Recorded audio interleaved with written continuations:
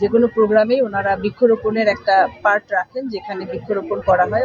অনেক সময় আমরা অনেক রাজনৈতিক দলকে দেখেছি যে ছাত্রছাত্রীদের মধ্যেও বৃক্ষ বিতরণ করা হচ্ছে, তাদেরকে উৎসাহ দিতে এবং তাদেরকে এই বৃক্ষরোপণের সাথে অভ্যস্ত করতে। তো এটা আমি অত্যন্ত সাধুবাদ জানাই এবং আমি তাদের প্রতি কৃতজ্ঞতা প্রকাশ করি যে ওনারা এই বিষয়টাকে তাদের কর্মপরিকল্পনার মধ্যে নিয়েছেন। হর্টিকালচার গুলোতে আপনারা যেভাবে যখন খবর নিয়েছেন তখন হয়তো মানে আপনাদের মনে হয়েছে পর্যাপ্ত পরিমাণে চারা নাই, কিন্তু হর্টিকালচার তো আসলে কৃষি বিভাগের আওতাধীন। ওনাদের কিন্তু একদম বর্ষার শুরু থেকে বর্ষা শুরু হওয়ার একটু আগে থেকেই অনেক ধরনের প্রকল্প থাকে যেখানে ওনারা গাছের চারা বিতরণ করে। তো ওনাদের বিতরণটা কিন্তু শুরু হয়েছে আরো অনেক আগে থেকে। কাজে ওনাদের যে পর্যাপ্ত চারা নেই বা বিতরণ করা হয়নি এই কথাটা আসলে পুরোপুরি সঠিক নয়। ওনারা অনেক আগে থেকেই বিতরণ করছেন। হ্যাঁ হয়েছে, না হয়েছে, যেগুলো হয়েছে শর্টেজ না, মানে এখন এসে হয়তো ওইটা শর্টেজ, কিন্তু ওনাদের যে পরিমাণে পরিকল্পনা ছিল সেই পরিমাণে ওনারা চারা বিতরণ করেছেন। আর একটা বিষয় হচ্ছে যে এখন আসলে মানুষের তো বৃক্ষের প্রতি আকর্ষণ অনেক বেড়েছে, আগ্রহ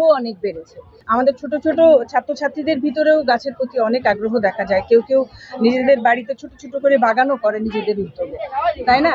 তো সেই হিসাবে আমরা অনেকেই হয়তো অপেক্ষা করেছিলাম এই ভরা বর্ষার জন্য। তো ভরা বর্ষা আসার আগে আপনারা দেখেছেন যে গাজীপুরে কিন্তু একটু আর্লি মনসুন হয়ে গিয়েছে এবার। তো গাছ বিতরণ এবং গাছ রোপণ কিন্তু শুরু হয়েছে কৃষি বিভাগের অনেক আগে থেকে। কাজে গাছ যে কম পরিমাণে রোপিত হয়েছে গাজীপুরে তা কিন্তু না, গাছ কিন্তু পর্যাপ্ত পরিমাণেই রোপিত হয়েছে এবং গাছও পর্যাপ্তই ছিল। হ্যাঁ, যে সময় হ্যাঁ এটাও একটা আশার কথা যে আমরা যতটা পরিকল্পনা করছি বা যতটা আসছে তার চেয়েও আরো বেশি পরিমাণে মানুষ গাছের প্রতি যে আগ্রহী হচ্ছে। সব মশার বিরুদ্ধে সুরক্ষা দিতে এলো বসুন্ধরা এক্সট্রিম অ্যারোসল, মশার বিরুদ্ধে এক্সট্রিম সুরক্ষা। এবং নিশ্চিত এর পরবর্তীতে এগুলোর ব্যবস্থা আমরা করব। গাছ হোক বা যেটাই হোক, যেটার মেলা হয় সেই মেলাতেই মানুষ বিভিন্ন ধরনের ভ্যারাইটিও পায় এবং মানে আয়ত্তের মধ্যে তার দামটাও থাকে।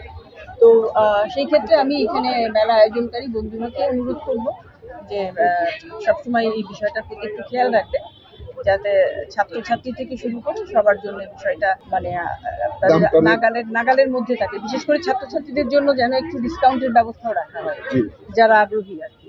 আমাদের সকল পর্যায়ে এই নির্দেশনাগুলো পৌঁছে দেওয়া হয়েছে এবং এটা কমপ্লাই করার জন্য 100% আমাদের পক্ষ থেকে উদ্যোগ আছে।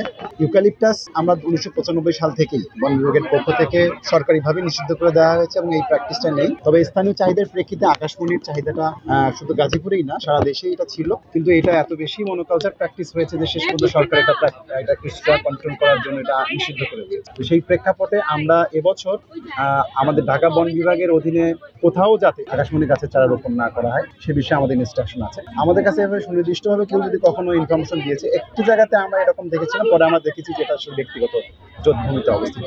বন বিভাগের জায়গাতে এটা তো সরকারি নির্দেশনা অমান্য করে এটা মানে বাস্তবায়ন করার কোনো সুযোগই নেই। কনসেনসাসের মাধ্যমে আমরা সেই জায়গাটাতে এই সরকারি আদেশটা আমরা বাস্তবায়ন